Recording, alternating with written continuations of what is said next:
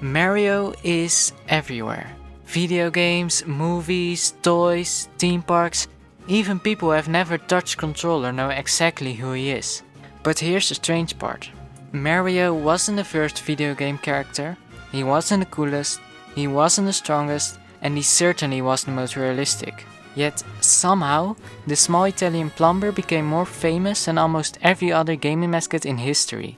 While countless gaming icons faded away, Mario only kept growing bigger and bigger and bigger. So, what did Nintendo do differently? And how did Mario become so iconic? To answer this question, we need to go back in time to where it all started. The gaming industry was still in its early stages and companies didn't know how a good game should look like. Most games look like crap. I mean, seriously, look at this. There were barely any quality filters and stores were flooded with cheap, low quality games. And even the few games that were actually good were often only playable in arcade halls or on expensive hardware. But then, when Nintendo hit the stage with the NES, everything changed. Suddenly, gaming was no longer just a hype. It became the new form of entertainment. Millions of people who have never even touched a controller now got a chance to play amazing games at home. But there's one particular game that stood out from the rest. A game that became so successful that it shaped an entire generation. The game I'm talking about is, you guessed it, Super Mario Bros. But why is it that this game became so iconic? You see, many games at the time were either extremely simple, confusing, or built around one flashy gimmick. But Nintendo took a completely different approach with Mario. Instead of focusing on crazy gimmicks or maximal performance, they focused on fun gameplay. You see, Nintendo understood something important. Most people don't care about performance. They want to have fun. This has always been Nintendo's design philosophy. Mario games don't always have the best graphics, the biggest environments, or the most detail, but they're always fun to play. No matter if you're a grandma who never touched a controller or a pro gamer who just won $10,000 in a Fortnite tournament. But gameplay alone doesn't explain how Mario became one of the biggest entertainment icons in history. Because there are many games that are fun to play, but didn't come close to Mario's success. There's another reason why Mario became so big, and it has nothing to do with gameplay or quality. You see, when designing Mario, Nintendo wanted to keep its design simple.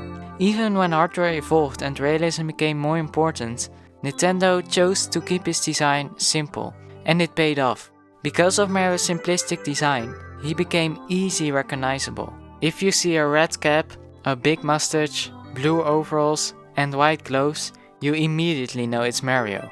But there's more. Because of Mario's simplistic design, there was almost no genre where he would not fit in. Most famous game figures are bound to one genre. Alex and Steve are famous for Minecraft, Pokemon are famous for their RPGs, and Fortnite is famous for their first-person shooters. But Mario, although his main genre is platforming, has done a lot of things. With a lot, I mean 20 different genres. This became a huge factor in Mario's success. Not just people who like platforming, but also people who like race games, party games, RPGs, puzzle games can still enjoy Mario games, even if they don't like platform games. While other gaming characters are completely leaning towards one genre, Mario's simplistic approach and Nintendo's flexibility allowed Mario to partake in many different genres. But Mario's popularity didn't come from games alone. There's another reason why Mario became so iconic, and it has nothing to do with games. Have you ever walked in a game store and noticed those weird, soft, Mario-shaped pieces of fabric? Those things actually generate millions each year. And not just plushes, but also lamps, displays, t-shirts, hats, Lego, posters, figures, books, and many more products generate millions each year. Mario's reach is not just limited to games. Nintendo has created an entire ecosystem of Mario products, where it's not just behind the screen, but in actual physical products. You may think that this is not a huge factor, but it had way more impact on Mario's success than you may think. By licensing Mario in other products, Nintendo reached an audience that seemed impossible to reach. For example, with Lego Mario, their potential audience almost doubled, because Lego already has a giant audience. Nintendo did not have to grow their audience themselves. They could just profit from other companies who already had a massive audience. But there's one specific product that not only made Nintendo's profit jump by 82%, but has also skyrocketed Nintendo's popularity. I'm talking about the legendary Mario movies. With the movies, Nintendo reached an audience of unimaginable scale. Millions of casual filmgoers who have never even played a Mario game got to see the Mushroom Kingdom, countless Mario characters, Easter eggs, game references, galaxies, and everything else in the Mario universe. And this makes it way more likely that they will purchase a Mario game. They've now seen the Mario universe, not just Mario as a character, but his entire world. And this has always been Nintendo's strategy. Don't just go for gamers, go further. Go for families, children, filmgoers, and everyone else. Nintendo reached as many people as they could with Mario, and it paid off.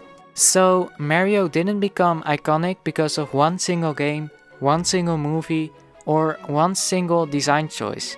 He became iconic because Nintendo made him accessible everywhere. In games, in toys, in movies, and in culture itself. Mario isn't just a gaming mascot anymore. He's one of the few video game characters that became bigger than gaming itself, and this makes him legendary. If you want to see more videos like this, please consider subscribing. It would help me a lot. And if you made it this far, please leave a like. See you next time.